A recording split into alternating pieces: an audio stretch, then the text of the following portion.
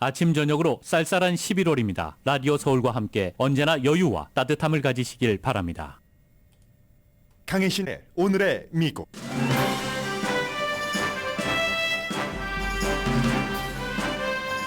어제 치러진 각 지역 선거에서 민주당은 바이든 대통령의 낮은 지지율과 상관없이 크게 이겼습니다. 트럼프 중심의 마가 그룹에는 악몽일 정도였고 지난해 치러진 중간선거 이후 민주당의 행진은 계속되는 듯 보입니다.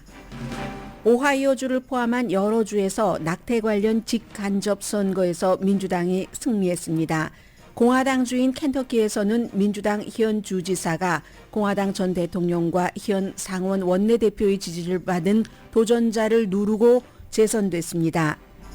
버지니아주는 상하원이 모두 민주당이 다수당이 돼서 이미 떠오른 공화당의 글렌 용킨 주지사의 브랜드네임을 약화시킬 가능성이 높아졌습니다.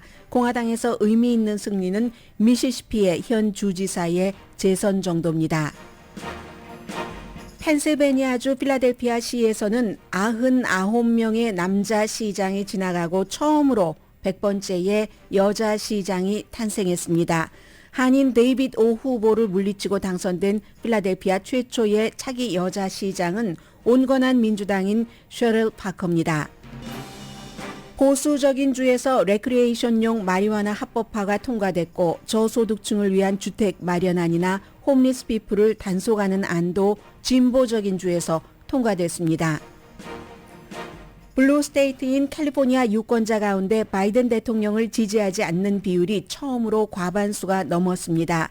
레드 스테이트인 격전지 조지아주의 여론조사 결과가 더 중요합니다. 바이든 대 트럼프 지지율이 막상막합니다. 오늘은 공화당 대선 주자들의 세 번째 토론회가 마이애미에서 열립니다. 참석하는 후보는 니키 헤일리 등 5명으로 좁혀졌고 트럼프 전 대통령은 이번에도 인근에서 토론회 시청률을 낮출 캠페인을 합니다. 이스라엘 하마스 전쟁 이후 토론이어서 더욱 주목됩니다. 연방 하원이 이스라엘 하마스 전쟁에 대한 발언을 문제 삼아 유일한 팔레스타인계 연방 하원 의원 라시다 틸라이브를 견책하는 결의안을 통과시켰습니다. 한 번 실패하고 재도전한 결의안입니다. 이방카 트럼프가 가족의 사업 사기 민사재판 마지막 증인으로 지금 법정에 출두해 있습니다. 시리뱅크가 온라인 뱅킹을 사용하는 소매업주와 일반 커스터머에게 종이 스테이트먼트를 버리라고 밝혔습니다. 아니면 디지털 접근을 금지한다는 조치입니다. 미국인의 크레딧 카드 밸런스가 늘어나고 있습니다. 여러분 안녕하십니까? 오늘의 미국 강예신입니다. 어젯밤에 이제 전국적으로 굉장히 중요한 선거들이 많이 있었고요. 왜냐하면 미국의 모습을 보여주는 거고 내년 선거를 예상해 볼 수 있는 게 선거 치르기 전보다 선거 결과가 나온 뒤에 조금 더 뚜렷해졌습니다. 바이든 대통령이 신났습니다. 별로 사실 선거에 한 일이 없거든요. 이긴 사람들을 보면은 바이든 현 대통령과 좀 멀리하려는 노력을 했는데 그럼에도 불구하고 대통령의 지지율과 상관없이 민주당이 이슈별로 사람별로 아주 큰 승리를 거둬서 민주당에는 뭐 당연히 활기가 조금 있고요. 마가는 패배했습니다. 그래서 바이든 대통령이 유권자는 투표로 말합니다. 여론조사 저희 별로 신경 쓰지 않습니다. 뒤에 뭐 여러 가지 여론조사를 말씀드리겠지만요. 바이든 대통령은 그렇게 얘기를 했습니다. 여론조사보다 직접 선거에서 이기는 걸 우리는 좋아합니다. 이제 내년에 승리합시다라고 얘기를 했거든요. 바이든 대통령이 어제 선거의 중앙에 있지는 않았지만 어쨌든 뭐 버지니아 주 의회에서도 버지니아 살고 계시는 분들 안녕하세요. 굉장히 중요한 선거였었죠. 왜냐하면 어제까지는 선거 전까지는 버지니아주에서 아주 인기 있는 글렌 용킨이라는 공화당 주지사가 있었고 상원만 민주당이 다수당이었는데 이 상원을 찾아오려고 굉장히 노력을 했는데 하원까지 민주당에 내줘 버렸네요. 그래서 바이든 대통령이 이런 것을 지지하긴 했지만 뭐 직접 가서 캠페인을 한다던가 선거 운동을 하지는 않았습니다. 켄터키주에서도 트럼프 전 대통령이나 미치 매코넬 상원 원내대표가 지지한 공화당 후보가 켄터키라는 레드 딥 스테이트에서 민주당 지난번에 1% 차이로 이긴 민주당 현 주지사를 눌러보려고 했는데 큰 표 차이로 이기고 말았네요. 이 베시어 그 주지사인데 뭐 바이든과 완전히 뭐 절연하는 이런 건 아니었지만 그를 향해서 막 바이든을 향해서 달려가지도 않았던 그런 사람입니다. 그러나 어쨌든 어제 선거에서 민주당이 아주 크게 이슈별로 사안별로 직책별로 이겼기 때문에 백악관에서는 이제 이걸 유리하게 활용하기 위해서 노력을 하겠죠. 유권자들이 받아들일지는 모르겠습니다. 뭐 LA타임즈 여론조사, CNN 여론조사 결과 별로 다 조지아주의 여론조사 결과도 바이든 대통령에게 그다지 좋진 않거든요. 그런데 분명한 건 지금 저희 라디오 서울 방송을 미국과 세계 각 지역에서 듣고 보고 계시는데 미국에서 지금 가장 중요한 이슈가 낙태라는 것은 사라지지 않는다는 것이 여러 가지로 어제 또 증명이 되어 있습니다. 오하이오주에서 이제 원이죠. 예스라고 했는데 헌법을 수정해서까지 주민들의 낙태 권리를 보호한다. 여기에 이제 그 주민들이 찬성표를 던졌거든요. 그래서 이제 원래 오하이오주는 점점 붉게 변하는 그런 주인데 헌법으로 낙태 권리를 보장을 한다. 찬성 57, 반대 43. 의회에서 뒤집을 수가 없습니다. 이건 주 헌법을 수정한다고 했기 때문에 이게 여러분들께 많이 전해드렸었는데요. 10살 소녀가 어찌어찌하여 임신을 했는데 낙태 시술을 주의 뭐 여러 가지 분위기에 따라서 거부당하고 이웃주로 갔잖아요. 그러한 것들이 이제 큰 영향을 미친 거고요. 그리고 이제 원래 빨갰던 아주 빨갛고 빨갛던 켄터키주에서 현재 민주당의 주지사인 이 사람이 이제 떠오르는 민주당 스타입니다. 아마 2028년도 대선 출마 가능성도 높습니다. 앤디 비시어 전에 검찰총장이었고 켄터키의 전 주지사의 아들이기도 합니다.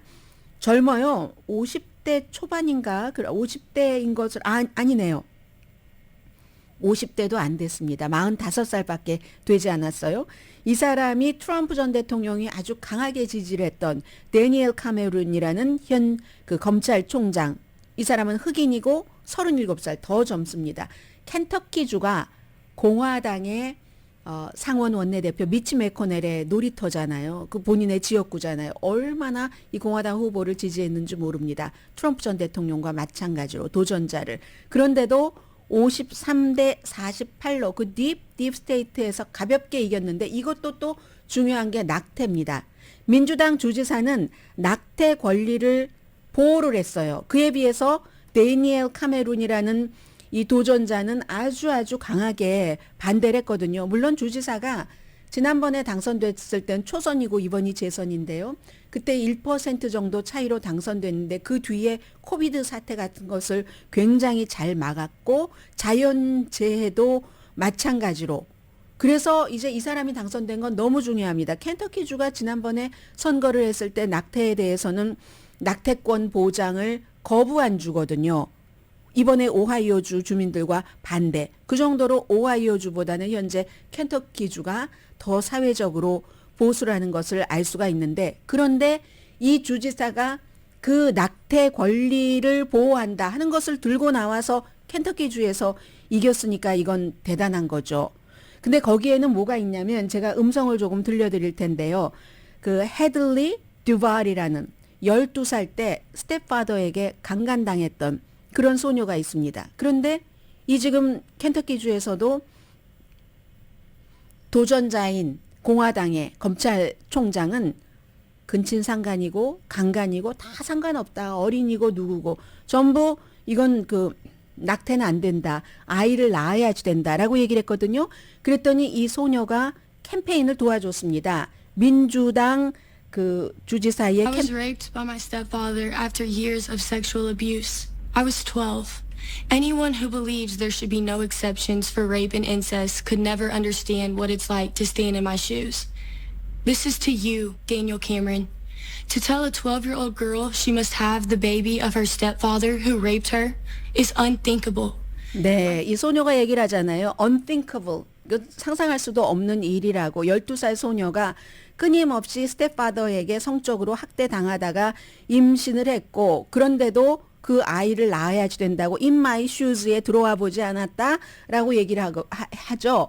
이 소녀의 이런 그 용기 있는 그런 것들 때문에 어제 그 승리 연설을 할 때도 주지사가 굉장히 강조를 했는데 켄터키주라는 딥스테이트에서 민주당의 주지사가 재선되는데도 낙태가 굉장히 중요한 이슈였다 하는 것. 그래서 이제 어제 그 재선된 주지사도 정말 이 그 소녀의 그 하들리 듀발 지금은 이제 12살보다 조금 더 됐죠 나이가 용기에 너무 감사한다 했고 2028년도 민주당의 대선 후보로 어제 선거가 치러진 뒤에 이렇게 그 뚝 떠올라서 이 매사에 마찬가지 같아요. 정치도 마찬가지고 그러기가 쉽지는 않지만 지금 이렇게 주의 이데올로기는 좀 보수고 극우 쪽도 굉장히 많지만 유권자의 이데올로기는 개인 브랜드가 너무 강하면 전체적인 다수의 이데올로기도 이길 수가 있습니다. 그런데 그 개인 브랜드는 뭔가 유권자에게 도움을 주는 것을 많이 했기 때문에 그렇겠죠. 그리고 설득력 있게 낙태에 대해서도 유권자에게 호소를 했고 1996년 이후에는 민주당 대통령이 이긴 적이 없는 주입니다. 대통령과는 달리. 그래서 이번에도 바이든 대통령을 조금 멀리 했고요. 선거 캠페인 할 때도 이제 떠오르는 민주당에 이미 떠오른 스타인 앤디 비셔 켄터키 주지사는 이건 켄터키에 관한 거지 전국적인 게 아니다라고 얘기를 해서 지금 오하이오주와 켄터키에서 오하이오주에서 헌법을 수정해서 낙태 권리를 보장하는 것이나 낙태 권리를 보호하겠다고 캠페인을 가지고 나와서 켄터키주에서 재선이 된 주지사 이 케이스는 낙태권 옹호론자들이 민주당에서 이 승리할 수 있다는 너무 좋은 신호고 2024년에도 이 이슈가 유권자에게 굉장히 어필을 할 수 있구나라는 것을 보여주는 겁니다. 버지니아주도 마찬가지예요. 좀 전에 텔레비전에 버지니아주의 글렌 용킨 주지사가 나오던데 공화당이고 굉장히 인기가 있습니다. 공화당에서 왜 대선 후보로 나오지 않느냐고 얘기를 할 정도로. 그래서 글렌 용킨은 공화당이지만 조금 온건하게 이 낙태 이슈를 의회를 이제 상원을 민주당이 장악하고 있는데 약간의 표 차이로 이제 민주당이 다수당인데 그걸 이번에 공화당으로 바꿔서 낙태를 15주일 이후에는 안 되게 하려는 것이 주지사의 목표였습니다. 그런데 이게 웬걸요? 민주당이 상원을 그대로 차지하고 하원까지 민주당이 가져가 버렸네요. 이리하여 글렌 용킨이라는 공화당의 그 떠오른 그런 그 주지사는 약간의 그 브랜드 파워를 잃어버리게 됐습니다. 당연히 이제 민주당이 상하이에서 다 다수당이기 때문에 글렌 용킨이 갖고 있는 낙태뿐만이 아니라 다른 여러 가지 아젠다를 죽일 수도 있고 미적지근하게 할 수도 있고 하는 이제 그런 일이고요. 그러나 여전히 주지사로서는 글렌 용킨이 굉장히 인기가 있습니다. 그리고 이 버지니아주에서도 최초로 공개적으로 성전환을 한 주의 상원 의원도 나왔고요. 페어팩스 카운티 또 그 밖에도 어제 뉴저지주에서도 편안한 그 민주당 다수당을 지키게 됐습니다. 공화당 후보가 편안한 그런 지역에서도 공화당 후보가 떨어졌거든요. 어제 뉴저지의 선거에서도 그리고 역시 뉴저지도 버지니아와 마찬가지로 최초로 공개적인 성소수자 여성 주하원 의원이 나왔습니다. 아무튼 뉴저지와 뉴욕이 최근에 범죄율 홈리스 이런 것 때문에 상당히 공화당 쪽으로 돌아가는 것 같은 그런 느낌이 있었는데도 불구하고 어제 다시 한번 이 선거를 치러보니까 이 같은 결과가 나왔다 하는 거고요. 또 중요한 것은 2024년도 대선과 연결해서 펜실베니아주의 주 대법원 판사 선거가 있었는데 한 사람은 공개적으로 낙태에 반대하는 이것도 또 낙태입니다. 그리고 또 한 사람은 민주당의 데니엘 맥카플리라고 수피리어 법원의 판사인데 이 사람은 좀 온건하죠. 이 데니엘 맥카플리의 승리였습니다. 그러면 지금 펜실베니아주의 주의 대법원이 5대2거든요. 진보 5, 보수 2. 펜실베니아가 격전지잖아요. 조지아 이런 데나 마찬가지로 네바다도 그렇고 미시건도 이 격전지에서 선거에서 만약에 트럼프 전 대통령이 진다면 두 사람이 대결을 해서 바이든과 그러면 또 이제 소송에 들어갈 수 있는데 연방 대법원까지 가기 전에 주에서부터 시작을 하잖아요. 지난번에 뭐 펜실베니아에서도 한번 있었지만 그럴 때 이게 이제 굉장히 유용하게 될 수도 있다. 뭐 이런 얘기가 될 수 있겠고요. 제가 여태까지 민주당이 이긴 것을 말씀을 드렸는데 완벽하진 않았습니다. 미시시피주에서 테드 리브스라는 뭐 7,700만 달러 웰페어 뭐 기금, 연방 기금을 아주 부자 본인 지지하는 사람이 뭐 가져가도록 이렇게 했다는 스캔들, 본인은 부정합니다만은 그런 스캔들이 있는 공화당 주지사를 민주당인 브랜든 프레슬리라는 이 엘비스 프레슬리 가문의 사람, 이 사람이 도전을 했는데 지고 현 그 스캔들이 있는 공화당 주지사가 재선됐다는 거, 이 정도. 그리고 뉴욕에서도 공화당이 뭐 스포크 카운티의 행정관으로 처음으로 그쪽 지역에서 20년 만에 공화당이 행정관이 된 거나 뉴햄프셔에서 뭐 시장도 공화당이 나온 것이나 이런 것은 있지만 전국적으로 보면은 지난번에 중간 선거에 이어서 특별 선거에서도 민주당이 강세를 지금 보이고 있습니다. 바이든 지지율이 낮은데도 그 이유는 넘버 원은 트럼프의 마가 운동이, 트럼프는 인기가 있는데 트럼프의 마가 운동은 인기가 없습니다. 트럼프가 지지하는 후보들이 잘 하지 못합니다. 그리고 두 번째는 연방 대법원의 낙태 금지 판결 때문에 이런 반발이 나오게 되는 거고요. 또 하나는 항상 약점이 장점으로 바뀔 수 있는 거잖아요. 민주당도 지금 트럼프 전 대통령이 들어오면서 그 들어오기 직전부터 블루칼러 이런 사람들이 민주당 기반이었던 사람들이 트럼프 쪽으로 공화당 쪽으로 많이 빠져나갔잖아요. 그런데 대신에 대학을 졸업한 사람, 뭐 전에도 민주당 지지가 많았지만 부자, 전문직에 종사하는 사람들, 이런 사람들이 민주당으로 많이 또 갔거든요. 많이 가면서 이게 이제 대통령 선거가 있는 해가 아니기 때문에 투표율이 낮잖아요. 그런데 투표율이 낮은 선거에서는 교육 많이 받고 부자 이런 사람들이 투표율이 높거든요. 어제 선거에도 그 같은 그 민주당이 조금 혜택을 본 부분이 있습니다. 그리고 제일 중요한 건 그 이슈와 사람 아니겠어요? 그 이슈나 사람이 바이든 대통령보다 인기가 높았다 하는 그런 얘기가 됩니다.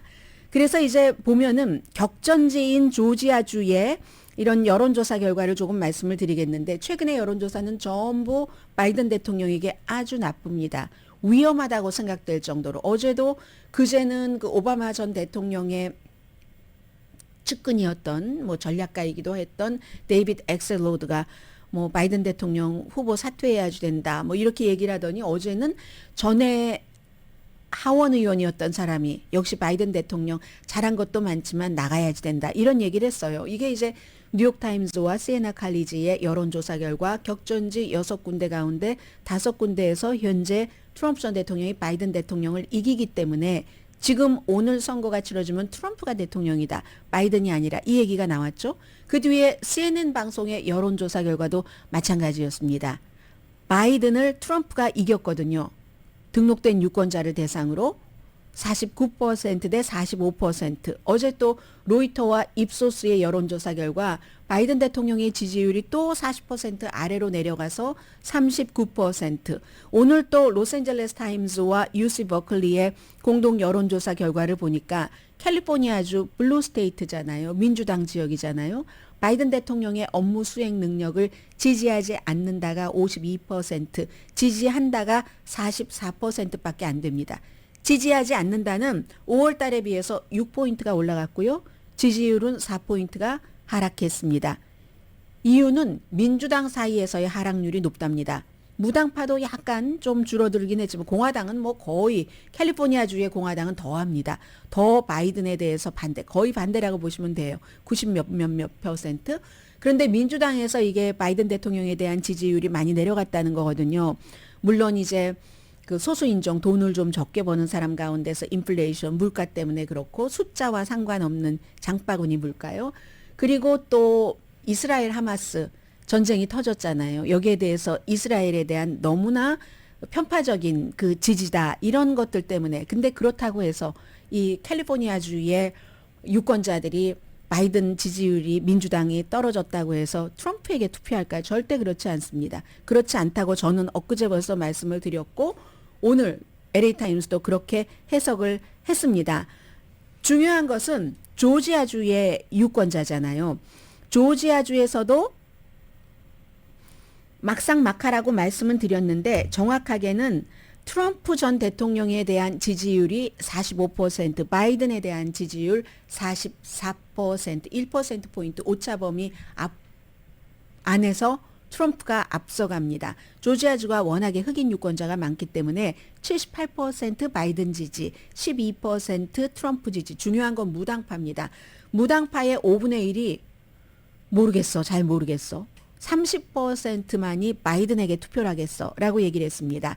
조지아주가 2020년도에 작은 차이로 뭐 만 몇천 표 차이로 바이든이 이겨서 지금 재판까지 하고 있잖아요. 그 결과에 대해서 트럼프 전 대통령이 뒤집으려고 영향을 미쳤다고. 그래서 이제 조지아주가 지금 굉장히 중요한 거고요. 조지아주는요, 오바마도 못 이긴 주예요. 조지아주는 빌 클린턴 이후에 민주당을 찍은 적이 없기 때문에 피치 스테이트, 이 방송 듣고 계시는 분들 많으시죠? 10월 26일부터 11월 3일까지니까 이제 그 이스라엘 하마스 전쟁 시작되고 나서까지 한 여론조사 결과로 오차 범위는 3.1%포인트. 이런 결과가 나와도 바이든 대통령은 자, 선거를 보십시오. 여론이 아니라 선거가 말합니다 하면서 어제 그 선거 결과로 미국의 분위기 대강 여러분들 느끼시겠고요. 중요한 생활적인 거, 뭐 마리화나가 어떻게 됐는가, 뭐가 어떻게 됐는가 이런 부분들은 한인 후보도 나왔던 곳이 있고요. 그건 이제 뒷부분에 제가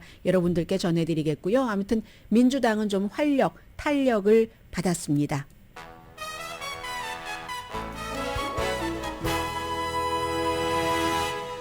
오늘의 미국은 전문가가 추천하는 이민법, 가정법 전문 재인정 종합법률사무소, 총 20억 달러 승소, 교통사고와 상해 전문 브라이언 타필라와 CG 변호사 그룹, 코지다운 갤럭시 이불은 잠이 솔솔 오게 하는 기능성 거위털 이불로 독일 회사와 함께 생산합니다. 코지다운 갤럭시 이불 공동펀입니다. 잠시 뒤에 이제 이스라엘 하마스 얘기를 드리겠는데요.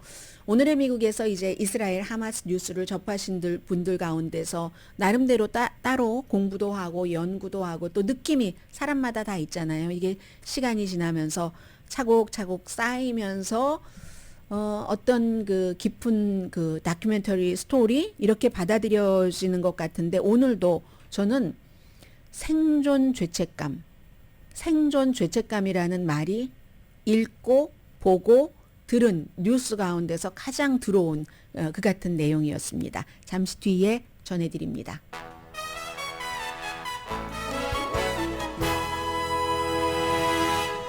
라디오 서울 방송 오늘의 미국 듣고 계십니다. 이스라엘군이 이제 가자 중심부까지 들어가 있다. 이제 이스라엘의 얘기고요. 하마스 다 잡고 나서도 오랜 동안 우리가 가자 지구에 머문다. 이렇게 얘기를 했더니 백악관이 딱 경고했네요. 그래서는 안 된다. 그런데 하나마나 한 말, 그리고 이스라엘이나 백악관이나 다 마찬가지로 하나마나 한 말입니다. 이스라엘 그렇게 오래 있고 싶어 하지도 않고요. 그렇다면은 누군가가 그럼 거기에 있을 것인가? 아무도 있기를 원치 않습니다. 그러니까 포스트 월 전쟁 이후에 계획도 없이 들어간 거예요. 미국이 아프가니스탄이나 이라크에 들어갈 때보다도 더 보통 이제 많은 사람들이 뭐 군사적으로 강한 것을 갖고 있고 파워와 무기 이런 사람은 쓰고 싶고 전쟁을 하고 싶어 하는 게 사실입니다. 그런데 그 수준을 넘어서 대단한 그 군사 전문가라든가 특히 그 전쟁의 참상을 아는 실제의 군인 중에 군인은 전쟁을 피하고 싶어 합니다. 전쟁은 좋은 옵션이 아니기 때문에 제일 좋은 옵션은 전쟁을 안 하는 것. 그리고 두 번째 옵션은 만약에 망하지 못해서 전쟁을 하게 될 때는 전쟁 이후의 플랜을 다 가지고 해야지 된다는 게 최고수들의 마스터 오브 마스터 군 관계자들의 생각입니다. 이스라엘은 지금 그런 것이 하나도 없이 들어가서 뭐 오래 있겠다고 말하거나 오래 있지 않을 것이나 백악관이 그걸 경고를 하거나 말거나 있으나 마나 한 그런 얘기고요. 어제 뭐 지역에 따라서 2시간 시간 줄 테니까 나가. 우리 거기 폭발할 거야. 이렇게 얘기를 하고 어떤 지역은 4시간 시간 줄 테니까 나가. 우리 거기 폭발할 거야. 폭발하라는 명령 받았어. 뭐 이런 그 경고를 받았다고 하는데 그럴 때 이제 2시간 동안 4시간 동안 뭐 빵 사러 가서 줄 서서 돌아오지 않는 가족도 있을 수 있을 테고 얼마나 그 가자지구 사람들의 그 불안감이라고 할까요? 이런 건 뭐 그냥 짐작하는 거고요. G7 외무장관들이 미국을 포함해서 미국 국무장관을 포함해서 인도주의적인 이런 건 좀 해야지 된다라고 얘기를 했고 사우디아라비아 G7 아니니까요. 요르단, 이집트, 미국에 필요 없다. 2시간, 4시간 당장 휴전을 해라라고 촉구를 하지만 미국도 휴전하기를 원치 않고 이스라엘이 뭐 조금 긴 휴전도 바이든 대통령이 사흘 정도라고 얘기를 했다고 하잖아요. 말을 안 듣습니다. 말을 안 듣고 사우스 아프리카도 이제 지금 러시아와도 가깝고 중국과도 가깝죠. 왜냐하면 도움을 받는 게 있으니까 사우스 아프리카도 이스라엘의 모든 외교관을 소환했습니다. 지금 국제적인 분위기는 그렇고요. 국내적인 분위기는 며칠 전에 실패했었던 팔레스타인계 연방하원 의원 견책안이 어제 통과가 됐습니다. 과반수이기 때문에 제명이 아니라서 234대 188 민주당 의원 22명이 민주당 의원인데 라시다 틸라이브 미시건 아주 아랍계가 많이 사는 그 지역입니다. 유일한 팔레스타인계 연방하원 의원을 벌 줘야지 된다 하고 찬성표를 던졌습니다. 민주당 의원들은 거의 뭐 스윙 스테이트 에서 좀 온건한 민주당이라든가 아니면 주이시가 많이 살고 있는 유권자가 그런 지역이죠. 대표적인 사람이 데비 왓서먼 그 슐츠 전에 뭐 민주당 뭐 전국 의장도 했고 아마 여러분들 귀여우니까 그렇게 말씀드려도 되죠. 오바마 시절에도 그랬고 하는 곱슬머리 그 귀여운 사람 생각나죠. 지금 플로리다주의 연방 하원 의원인데 주이시잖아요. 왓츠먼이 주이시니까 민주당의 지도부의 역할을 하면서도 민주당 의원을 벌줘야지 된다 하는데 찬성표를 던졌습니다. 6명의 공화당 의원은 오히려 벌줘서는 안 된다라고 했고요. 그 벌준다는 이유는 10월 7일에 하마스가 이스라엘을 공격을 했습니다. 의도 있는 공격입니다. 자꾸만 날 좀 봐주세요라는 거예요. 그러니까 북한과 마찬가지죠. 이 이슈가 팔레스타인 이슈가 테이블 아래로 들어가니까 이걸 좀 잔인하게 화끈하게 해서 테이블 위로 확 올려놔야지 되겠네. 하마스는 성공해서 기뻐합니다라고 뉴욕타임스와의 인터뷰에서 하마스 지도자들이 얘기를 했습니다. 그래서 그 공격이 있고 하루 이틀 뒤이네요. 이스라엘에 대해서 이렇게 잔혹하게 보복하면 안 된다. 그리고 그 이후에는 또 이 바이든 대통령도 너무 친이스라엘적이다. 또 하나 이 팔레스타인 사람들이 시위를 할 때 보면은 강에서 바다까지 이런 그 슬로건이 있잖아요.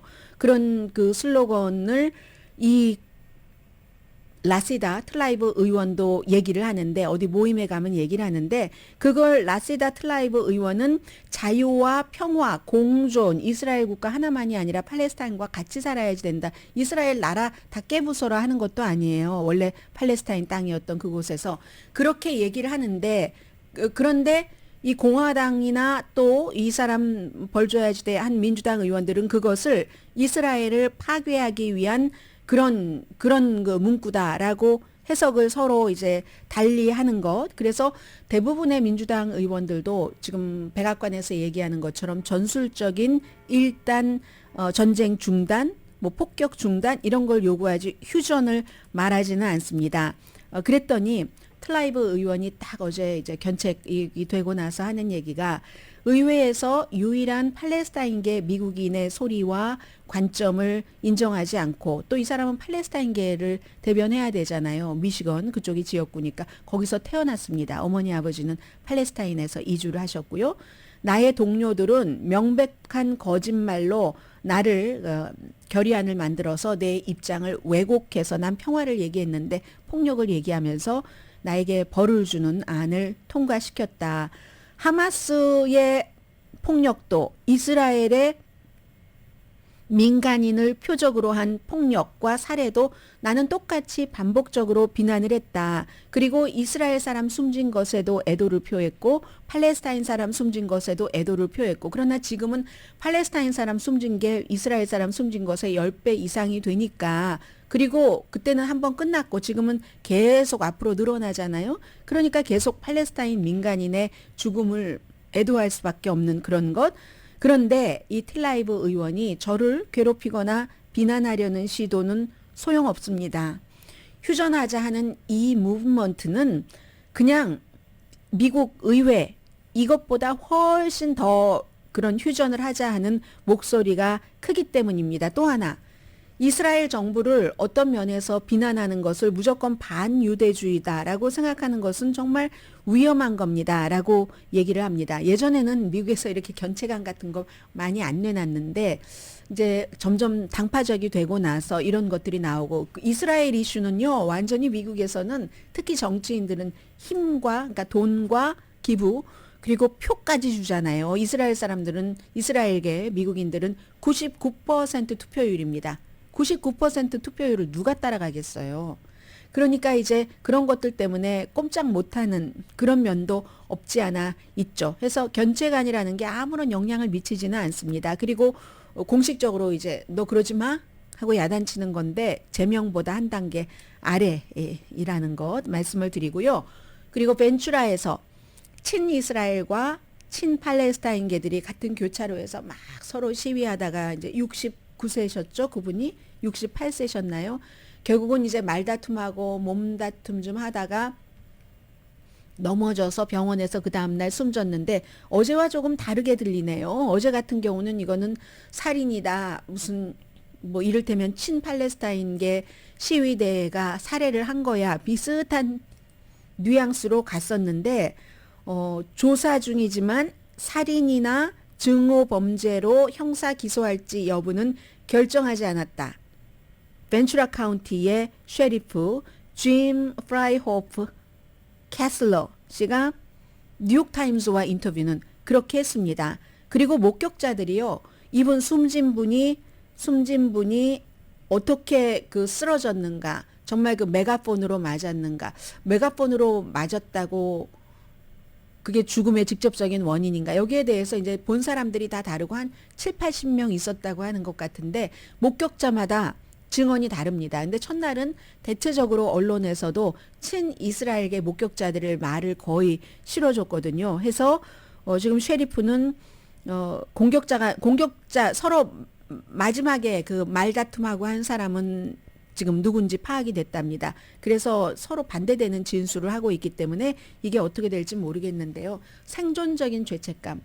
아침에 출근을 하는데 제가 출근할 때는 캄캄하잖아요. 캄캄한데 어떤 여성분이 인터뷰를 합니다. 처음에는 그냥 침착한 음성이었어요. 이미 미국의 동부 미시건인가요?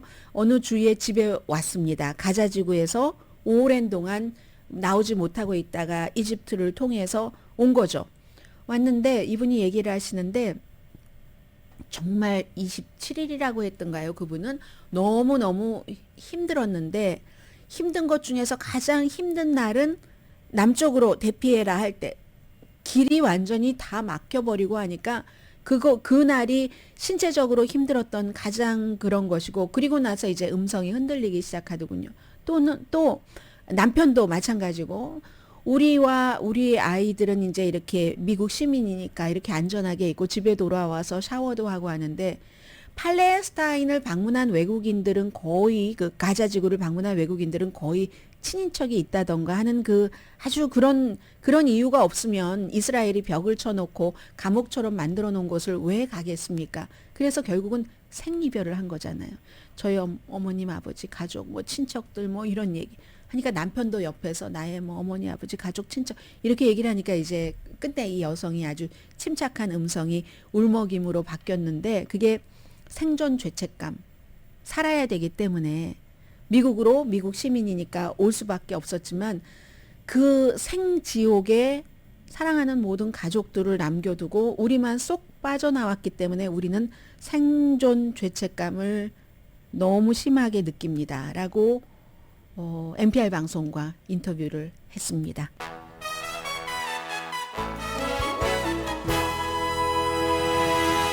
라디오 서울 방송 오늘의 미국 듣고 계십니다. 시리뱅크 크레딧 카드 많이 쓰고 계시죠, 여러분? 시리뱅크가 소매업소 그 뱅킹 그리고 크레딧 카드 손님에게 디지털로 보시는 분들 저도 속하는 것 같은데요.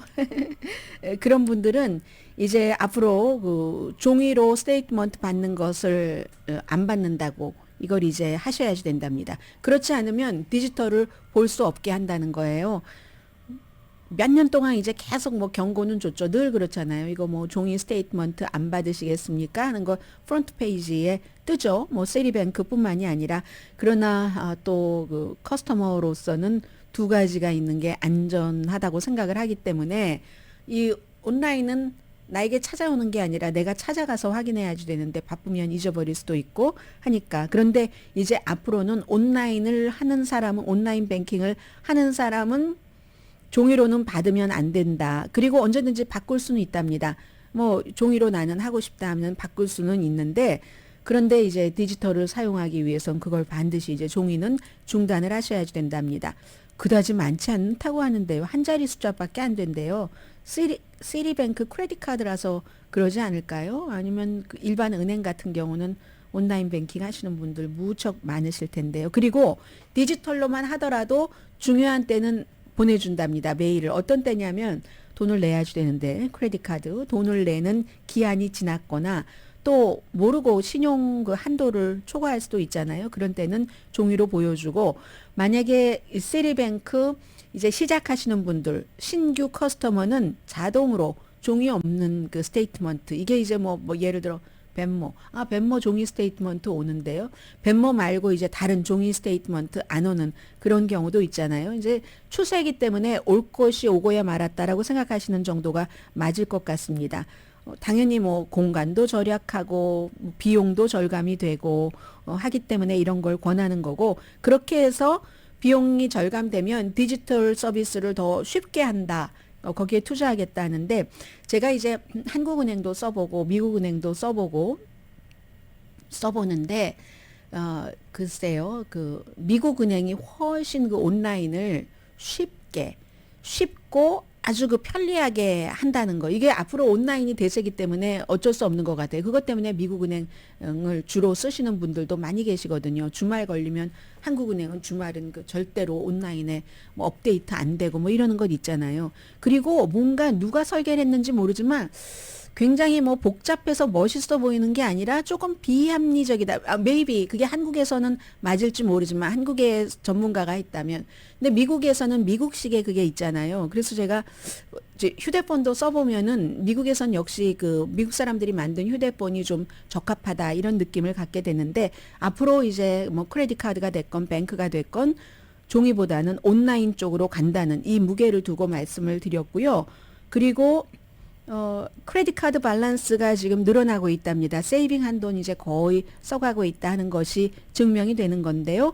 연방준비제도가 어제 뭐 가정의 빚, 뭐 크레딧 분기 보고서를 발표를 했는데 크레딧 카드 뭐 3분기에 1조 800억 달러 사람들이 빚이 그 정도가 돼 있어서 뭐 최근 기록 가운데서 가장 최고라고 하고요. 지난 전분기보다 480억 달러가 늘어났고 숫자가 감이 잘 안 오네요.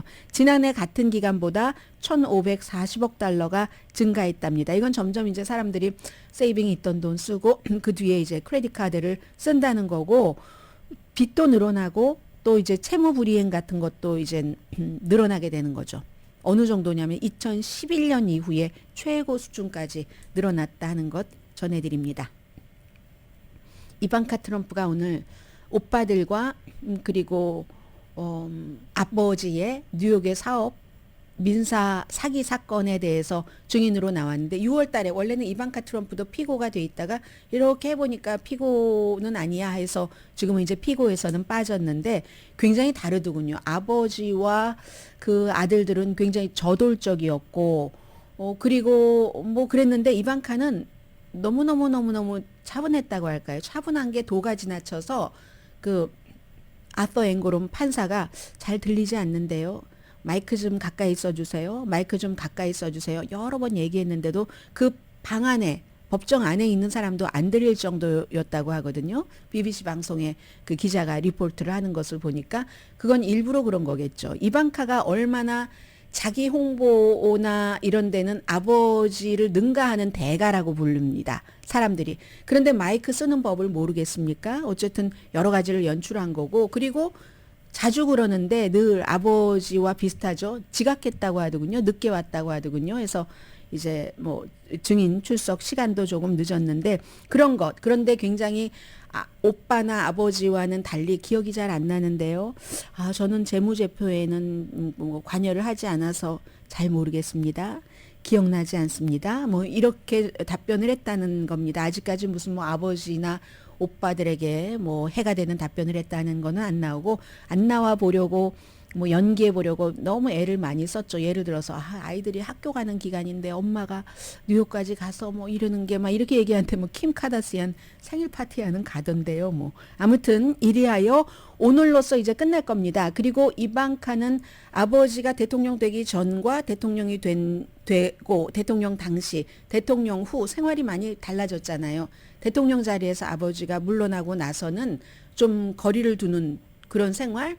그러나 이득은 다 받죠. 아버지가 대통령이었을 때 중국에서 그 전에 한 번도 받지 못했던 특허를, 이방카 그 옷 관련 무슨 특허를 600개 이상 받았고, 자레드 쿠슈너는 중동에 대해서 아무런 경험 없이 중동 특사한다고 왔다 갔다 하다가 그 사돈이 아니라 누구죠? 장인이 대통령에서 내려오고 나서 최근에 사우디아라비아로부터 20억 달러 투자도 받고, 그리고 이제 아버지에 대해서 이런 증언을 해야지 되니까 말 그대로 바늘방석일 겁니다. 이방카 트럼프는요. 잠시 뒤에 뵙겠습니다.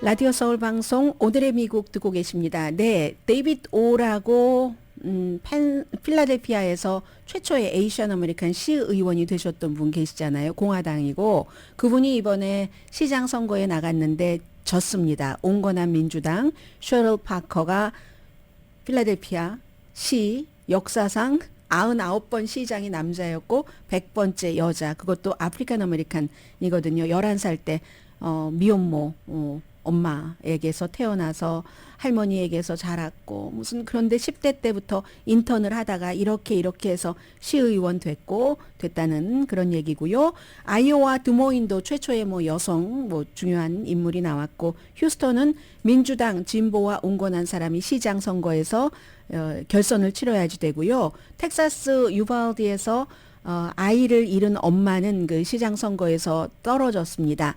오하이오주가 21살 이상은 2.5온스 정도 마리화나를 가지고 다닐 수 있는, 소지할 수 있는 마리화나 레크리에이션용 합법화를 통과를 했고요. 그래서 30일 안에 집행을 해야 된다고 하니까 마리화나가 합법화된 24번째 주입니다. 오하이오주고요. 그리고 시애틀과 뉴멕시코주의 산타페 유권자들은 좀 값싼 주택을 짓기 위해서 기금을 마련하는 것 승인했고, 워싱턴주의 스포켄에서는 학교, 공원, 운동장 근처에서 이제 홈리스 피플들 캠핑하는 것 경찰이 티켓을 발부하는 것 승인했습니다. 성교육 문제 이런 것에 대해서 진보적인 필라델피아 그 교육위원회가 좀 이겼고요. 그리고 민주주의에 대해서는 켄터키주의 공화당 총무처 장관이 쉽게 재선에서 승리했는데 공화당이라고 말씀을 드렸어요. 그런데 전에 트럼프 전 대통령의 선거 사기다 이런 주장에 대해서 공화당인데도 불구하고 거부했습니다. 거부하고 그것을 받아들이기를 재선에서 쉽게 승리를 했고, 커네디컷주 더비에서는 1월 6일 의사당 무단 침입한 혐의로 기소된 공화당 시장이 선거에서 졌습니다. 오늘의 미국은 전문가가 추천하는 이민법, 가정법 전문 제인정 종합법률사무소 총 20억 달러 승소, 교통사고와 상해 전문 브라이언 타필라와 CG 변호사 그룹, 코지다운 갤럭시 이불은 잠이 솔솔 오게 하는 기능성 거위털 이불로 독일 회사와 함께 생산합니다. 코지다운 갤럭시 이불 공동 후원이었습니다. 10시에 좋은 아침, 좋은 하루 방송됩니다.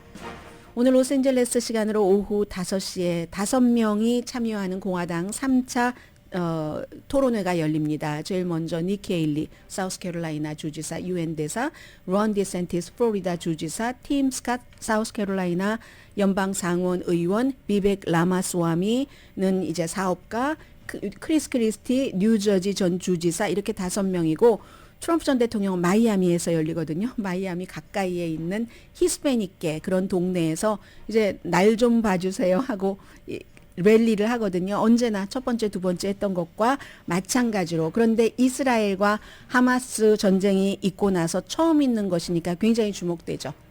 내일 뵙겠습니다. 강희신이었습니다.